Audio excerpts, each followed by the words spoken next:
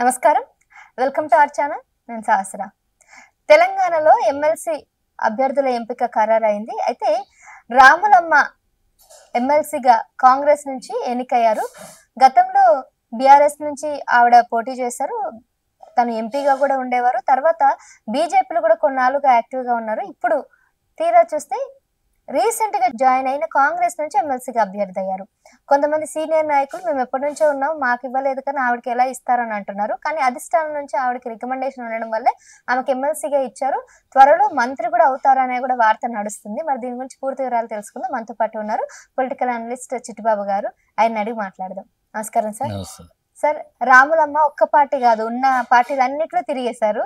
అప్పుడేమో బీఆర్ఎస్ లో పనిచేశారు, తర్వాత బీజేపీలో కూడా ఉన్నారు. గతంలో ఎంపీగా కూడా ఆవిడ పనిచేయడం చూసాము. అయితే ఉన్నట్టుండి కాంగ్రెస్ లో రీసెంట్ గానే, అంటే ఎక్కువ రోజులు కూడా లేదు, సీనియర్ నాయకులు అందరినీ వదిలిపెట్టి ఈవిడికి టికెట్ ఇవ్వడం, ఈవిడిని ఎమ్మెల్సీగా చేయడం అనేది ఎట్లా చేస్తారు? రాములమ్మ సినిమాలోనే ఆ రాజకీయాల్లోకి వచ్చి ఆవిడ టోటల్ ఫెయిల్యూరే. బీజేపీలో ఉన్నప్పుడు బీజేపీలో చాలా మర్యాద ఇచ్చారు, అంతా ఇచ్చారు. ఏమీ ఎఫెక్టివ్గా ఒక ఎంపీగా ఉన్న వెళ్ళటం షో పీస్ తప్పితే ఒకనాడు పార్లమెంట్లో గట్టిగా వాదనలోనూ ఒక ప్రెస్లో ఏమీ లేదు. She a failure. అక్కడ నుంచి అక్కడ ఫెయిల్యూర్ అయినాక సొంత పార్టీ అని పెట్టింది, కాంగ్రెస్కి వెళ్ళింది. ఆ తర్వాత సొంత పార్టీ పెట్టింది, తెలంగాణ తల్లిని పెట్టింది. తర్వాత ఆ పార్టీని మూసేసింది. తర్వాత కేసీఆర్ దగ్గరికి వెళ్ళింది. కేసీఆర్ చాలా మర్యాద ఇచ్చారు, తన పక్కనే కూర్చోబెట్టుకున్నంత స్టేజ్. అయినా అక్కడ ఏమి ఇప్పుడు ఎఫెక్టివ్నెస్ కావాలి. ఉండే సినిమా హీరోయిన్ కనుక నలుగురు సినిమాలు చేసిగా వేసేస్తే నలుగురు వస్తారు జనాలు. అంత ప్రజలకి అమ్మాయికి ప్రజలకు ఉపయోగపడి ప్రజాభిప్రాయాలు కానీ, ప్రజల సమస్యలు కానీ, ప్రజలతోటి మమేకమై తిరిగిన సందర్భాలు కానీ, మొన్నటి దాకా ఎన్నికలప్పుడు ఏదో 2-3 మీటింగ్లు మాట్లాడిన తర్వాత ఇవాళ దాకా ఎక్కడైనా బయట కనపడిందా? ఎక్కడైనా ప్రజల సమస్యలతో ఎక్కడైనా కనపడిందా? లేదు. ఇవాళ ఇది ఎందుకు ఇచ్చారు అంటే, ఇవాళ రేవంత్ రెడ్డి ఒక పాలసీ పెట్టుకున్నాడు. ఎవరైతే కేసీఆర్ని తిట్టారో, ఎవరైతే కేసీఆర్ వద్దన్నాడో, ఎవరినైతే కేసీఆర్ తప్పించాడో వాళ్ళందరికీ ఈయన గౌరవిస్తాడు. కేసీఆర్ వద్దన్న వాళ్ళని పెద్దపేట, కేసీఆర్ తిట్టిన వాళ్ళకి పెద్దపేట, కేసీఆర్ ఎవరినైతే తిరస్కరిస్తాడో వాళ్ళకి. అందుకనే ఈయన ఇప్పుడు కేసీఆర్ గద్దర్ని 2 గంటలు వెయిట్ చేయించాడు కానీ గద్దర్ పేరు మీద టోటల్ అవార్డు అంటాడు. గద్దర్ పేరు మీద ఒక స్పెషల్ అవార్డు ఇస్తాడు ఎవరైనా ఏమాత్రం ఆలోచన ఒక చీఫ్ మినిస్టర్ స్థాయిలో. గద్దర్ ఒక వ్యక్తిగత పేరు మీద అన్ని అవార్డులు, దాదాసాహెబ్ అవార్డు లాగా గద్దర్ అవార్డు అని దాదాసాహెబ్ ఇలా ఆయన పేరు మీద ప్రత్యేకమైన అవార్డు ఇస్తారు. అన్ని అవార్డులు ఆయన పేరు మీద. ఆయన ఫిలాసఫీ వేరు. ఆయన ఒక ఫిలాసఫీ కట్టుబడి ఉన్నాడు. మావోయిస్ట్ ఫిలాసఫీ, నక్సలిజం సపోర్ట్ చేసి ఉన్నారు. ఎట్లా ఇస్తారు? వాళ్ళంతా కమ్యూనిస్ట్ పార్టీ, వాళ్ళ భావజాలం అంతా వేరు ఉంటది. సినిమా వాళ్ళ భావజాలం అందరూ ఉంటారు. సినిమా ఫీల్డ్ అందరూ అన్ని భావాలు ఉంటాయి. అక్కడ ఆయన దాన్ని కట్టుబడి ఉన్నాడు జీవితాంతం. ఆయన బతుకుంటే ఒప్పుకునేవాడు కదా అనుకో. ఈయన కేసీఆర్ కాదని బాధపడడానికి ఆయన ఇచ్చేయాలి అంతే. అలా మూర్ఖత్వంగా కేసీఆర్ ఏం చేస్తే అది వద్దంటే అవును, అవునంటే కాదు. సో విజయశాంతి కేసీఆర్ని కాదని బయటకు వచ్చి కాంగ్రెస్లో 2 మీటింగ్లు మాట్లాడింది. సరే ఇచ్చేయటమే. ఆయనకి కాంగ్రెస్లో ఉన్న సీనియర్ నాయకులను కాదనే ముఖ్యమంత్రి అయ్యాడు కదా. పైన కాళ్ళు పట్టుకుంటూ గట్టిగా పట్టుకోగలడేమో, మరి సోనియా గాంధీ కాళ్ళు, రాహుల్ గాంధీ కాళ్ళు ఎంత గట్టిగా పట్టుకోగలడో తెలియదు. మరి ఆయన ఇంతమంది సీనియర్లు కాదని ఈయన్ని సీఎం చేశారు. ఇప్పుడు ఈయన మాట అక్కడ అధిష్టానం చెప్పడం కాదు, ఈయన చెప్పి ఈయన తీసుకెళ్ళి ఈ రిపోర్ట్ ఇవ్వటమే కదా, ఈయన ఇచ్చే రిపోర్టే కదా. ఒకళ్ళకి ఇస్తే ఒకళ్ళ ప్రాబ్లం వస్తే, వాళ్ళకి కామన్ అమ్మాయికి ఇస్తే మనకి ఏ కాంప్లికేషన్ ఉండదు, ఆ వర్క్ ఏ వర్క్ ఉండదు, ఇలాంటివి ఏం చెప్పుంటారు. అందుకని అమ్మాయి ఎమ్మెల్సీ అవటం వల్ల ఏమాత్రం ఇంపాక్ట్ కానీ ఎఫెక్ట్ కానీ ఉంటుందని అంటే ఫెయిల్యూర్ పొలిటీషియన్.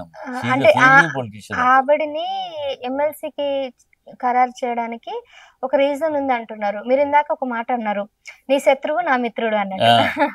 ఇప్పుడు ఆయనకి ఎవరైతే శత్రువు అవుతారో వాళ్ళందరినీ మిత్రులు చేసుకోవడం కాంగ్రెస్ లో ఆనవాయితీగా ఉందని చెప్తున్నారు.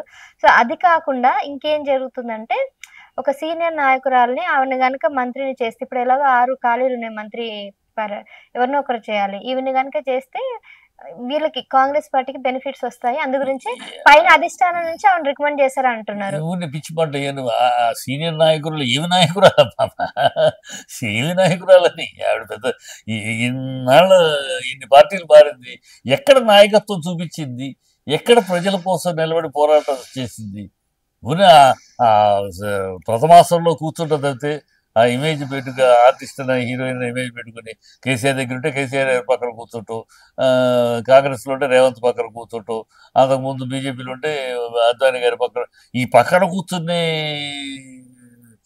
కూర్చొని పోజులు ఇవ్వటం, ఫోటోలు చెప్తే ఆమె ప్రజల కోసం ప్రజల తరపున నిలబడి పోరాడి మాట్లాడిన విషయాలు ఏమైనా ఉన్నాయా?